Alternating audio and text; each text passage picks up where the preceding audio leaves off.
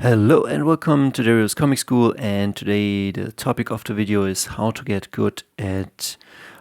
better at making comics or making art in general.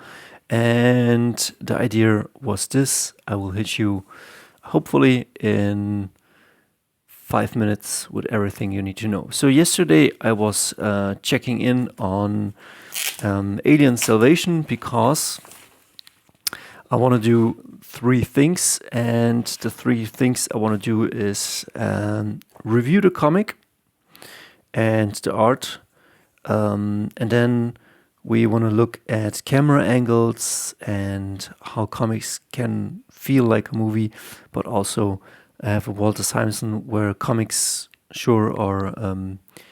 comics can do things movies can't, but the feeling is like you look at this, you have the feeling like, man, I want to go into this.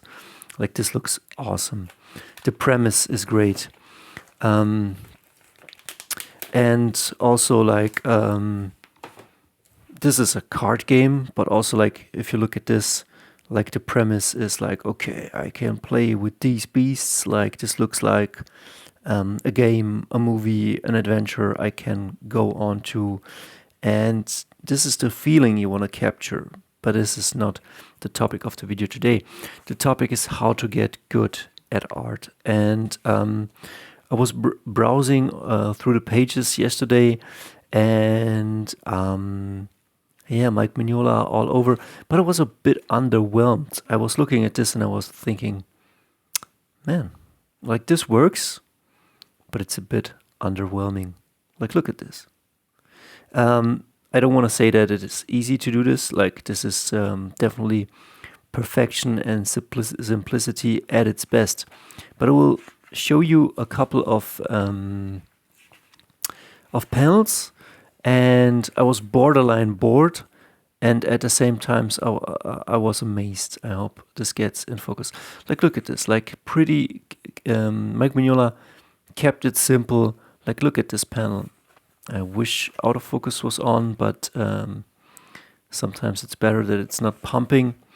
So look at this. Like, in the background, just the silhouettes of these people. Then he grabs this guy, he comes to the side. No real background, pretty simple. Only more or less the shapes. So you might say, oh, Dario, I can't draw hands. Well, can you draw these things? I mean, these are hands, but you know what I mean? Broken down to its basics. And so Mignola keeps it very simple, and that's a good thing. I think it suits his style, but it makes it economic. And look at the colors. Look at this. It's not over-colored. It's, I don't know, a handful of colors on one page. And when this guy shoots, the color changes. And then check this out. I hope autofocus was on. And then check this out. Like, they go into this hedge, and then just in the foreground, black silhouettes. Then we see this girl. Not even, as you can see, not even a single brush stroke to indicate. It's just bare bones. And that's good. It's the style of this comic. I should put it down and leave it like that. Let's make this way, and we'll come to the conclusion. And come on. And they go, look, this page. How many colors can you count? Like, probably 3 colors here, another set of greens here, the same applied to the space, and then a blue. Like, it's red, or shades of red, and then it's again shades of red, beautifully inked everything, so you don't need really much more stuff. And then greens as they enter this how do you say it, saving capsule, and then that's it. And then sure, on the other page, but look at this beautiful cinematic silhouette here, and then the island, the guy talks, and this is all definitely pretty cool. I think Mike Mignola when he made that gray house thing, he drew more, and I think he realized he could get away with less and less. And this is kind of an encouragement, like pick up your stuff and draw. Whatever you put on the page is okay. Sure, this has the mastery of all the essential parts, the yang, the yin, black, white. It's like a wave. It's beautifully. You come from here, then you go down here. It has already mastered what it needed to master. But then it went to essential things. But maybe something like this can encourage you to pick up your pencil and draw. And we come now to the meat and bones of this part. I was looking and watching a channel, and it's another comic artist and one that made illustrations for the World of Warcraft TCG, and his name is Tim. Where is it? Tim McBurnie. So check out the link below. He's a great guy, Tim McBurnie, and I want to show you yesterday what I was up to, and then I will shut the video. I will close it off. So I made the commitment to go 3 to 4 times to the gym. That's it. No ifs, no questions, just you go. Make 3 times a week time for drawing, whatever you draw. Doesn't matter if I draw for an hour Adam Kubert, Joe Madureira, or if I draw anatomy. And then 3 hours a week spending on my guitar. And here I was drawing a bit of Adam Kubert. And then here I was just practicing a little bit stuff I was seeing and soaking up everything I could. And as you can see, not everything works, but that's not super important. What then happened at the end of the day, I was at the gym, and some music was playing, and it was like I don't know, 60s rock and roll, something like that. And stay with me. This is important. So I was listening to the music, and I have something lately, an idea for a comic. It was just a funny thing I painted on my calendar a few months ago, because I draw always a vision board, but I didn't want this to be boring, so I drew something like this vampire. I kind of copied from Ralph Neeset, but I changed a bit the colors, did I? And I called it Rock and Roll Vampire Hunters. It's like Buffy the Vampire Slayer. And as you can see, like, this would be the titles of the comic, and this is what it's about. And who knows, like, maybe they're vampire slayers and they roam the city. And I was thinking about what I had soaked up during the day. And this is really what's about, like, how to get better at drawing comics. And are you impressed? Just tell me the story. Do 20 page. We'll come to this. And I was watching this Tim McBurnie, and he said, an artist, it's not like you learn anatomy and then you learn all these things and then you do comics.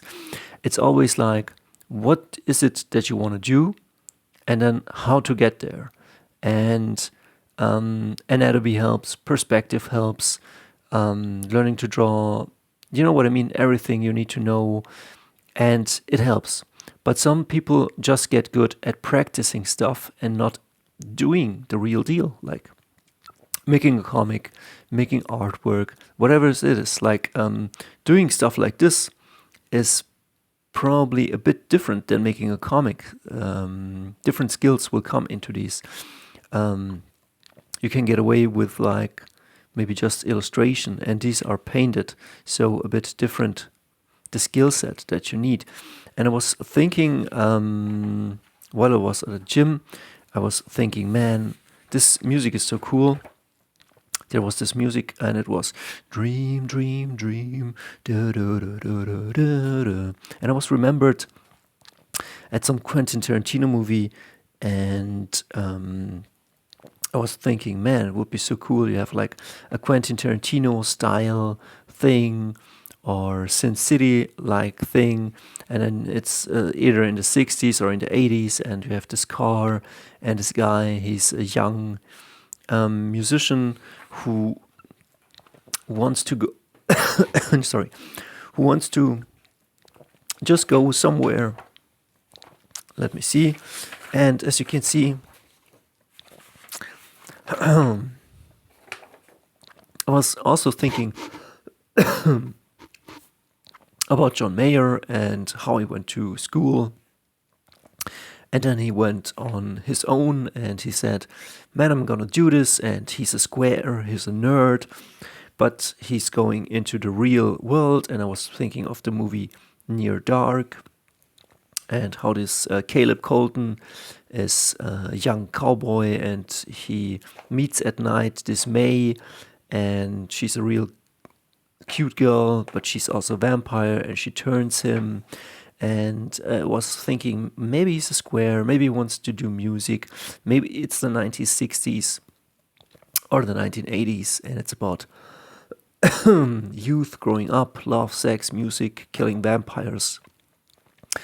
And as you can see, a whole story was forming in my mind. And I just picked the ingredients. Sorry. I just picked the ingredients I needed, like the sheriff from every Quentin Tarantino movie, pretty much, and a bunch of stray dog vampire scums, and maybe vampire hunters who tour by day and kill vampires by night. And I stole from Desperado the guitar case, which holds the guitar, but underneath it's full of guns. And maybe this guy is working out in a shabby motel, and in the news they say like some killings, mysterious killings, and everything leads up then to the story. And I was thinking, okay, maybe this is what this. I will come to the point. Like, wait a second. So maybe something from Dusk Till Dawn, Near Dark, Desperado, John Carpenter's Vampire, Sin City. So I was checking, like, I want to cook this meal, this comic, maybe a 22-page comic, 24-page comic with a cool cover. These are my ingredients. It's about vampires. It's about vampire scum, revenge, love, sex, hot babes, music, Telecasters. I casted Kurt Russell.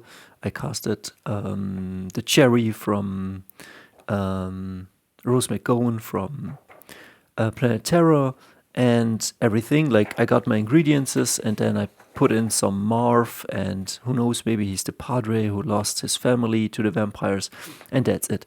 That was my story for the comics, and I was thinking, man, why don't I put it together in a 22-page comic or lay it out? And why are you not doing it also? Like, not my story, but your story. You have seen, I've shown you, like, why not practice the art of comics? It's like, how do you get better at comics? You practice comics. You go to the gym to build muscle. You eat every day. You breathe every day. And so why not have an idea, say, okay, I'm gonna do this in a month. Why not come up with some basic recipes, very simple, and let's just do a 22-page comic. Why not? Like, just let's have fun. Let's have some shootouts. Let's have some cool babes. Steal everything from the movie or from the comics you had and put it together and make it your own. Make it your own story. And once you do that, like, your skills develop, and you see, okay, I need to draw a car. Why does the car look bad? Do I need perspective? Do I need to draw more cars? My hands look off. Do I need to practice hands? Do I need to go into anatomy? What's with this girl? She looks good, but she doesn't look as good as the girls in the other comics. So maybe I should practice copy or get my style together, or learn anatomy or beautiful faces. This is how you do it. You have a vision, and then you should work towards that vision. You fall short, and then you say, okay, what do I need next time? And this is what we do. And maybe I will realize this 22, 24 page comic in the next month, or do it like on the side, just to be in the comic gym, to be in the practice of doing comics. And maybe you're inspired to do your own comic this way. So get the ingredients as you want, put it together. You have seen my silly story. We can do it. And don't forget, check out Tim McBurnie's channel. It's a great one. See ya.